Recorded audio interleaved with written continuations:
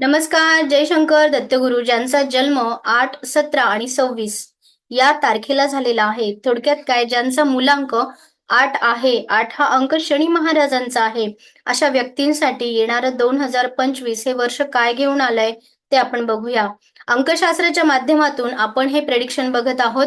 प्रारब्धाच्या वाटेवर वाट पाहण्यापेक्षा कर्मावर विश्वास ठेवणं गरजेचं राहील.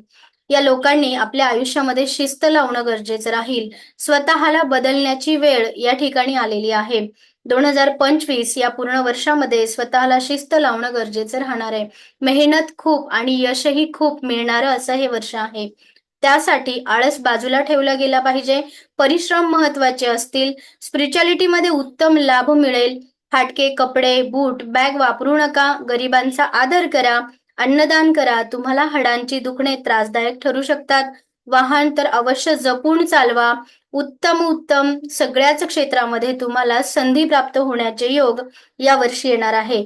परिवर्तन आयुष्यामध्ये घेऊन येणारं हे वर्ष आहे.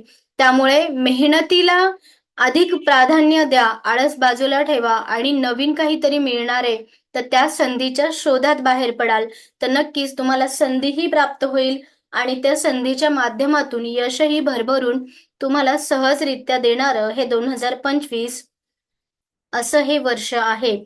या वर्षी ह्या लोकांनी ज्येष्ठ व्यक्तीचा मान सन्मान ठेवला गेला पाहिजे. चतुर्थ श्रेणी कर्मचाऱ्यांचा मान सन्मान केला पाहिजे. काळजी घेतली पाहिजे ती म्हणजे गुप्त शत्रू तुमचे वाढतील, त्यामुळे उगाचच वाद करू नका. वादविवाद टाळा, मतभेद टाळा, शांत राहा. योग प्राणायाम याकडे विशेष लक्ष द्या. कागदपत्रे जपून ठेवा. अचानक पतप्रतिष्ठा वाढण्याची सुद्धा तुम्हाला संधी प्राप्त होणार आहे. उपासनेमध्ये तुम्हाला मारुतीची उपासना करायची आहे. मारुतीला दर मंगळवारी चमेली तेलाचा दिवा अवश्य लावा आणि शुद्ध तुपातली मिठाई, विशेष करून जिलेबी किंवा इमरती या पदार्थांचा नैवेद्य दर मंगळवारी मारुतीला अर्पण करायचा आहे.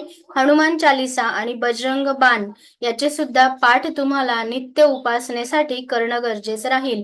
2025 हे तुम्हाला मेहनत देणारं जरी असलं तरी त्या मेहनतीला भरभरून यश देणारं आहे. तुम्हाला हे वर्ष शनी महाराजांच्या आशीर्वादाने आणि मंगळ ग्रहाच्या आधिपत्य असल्याने भरभरून यशाचं राहो हीच महाराजांकडे प्रार्थना.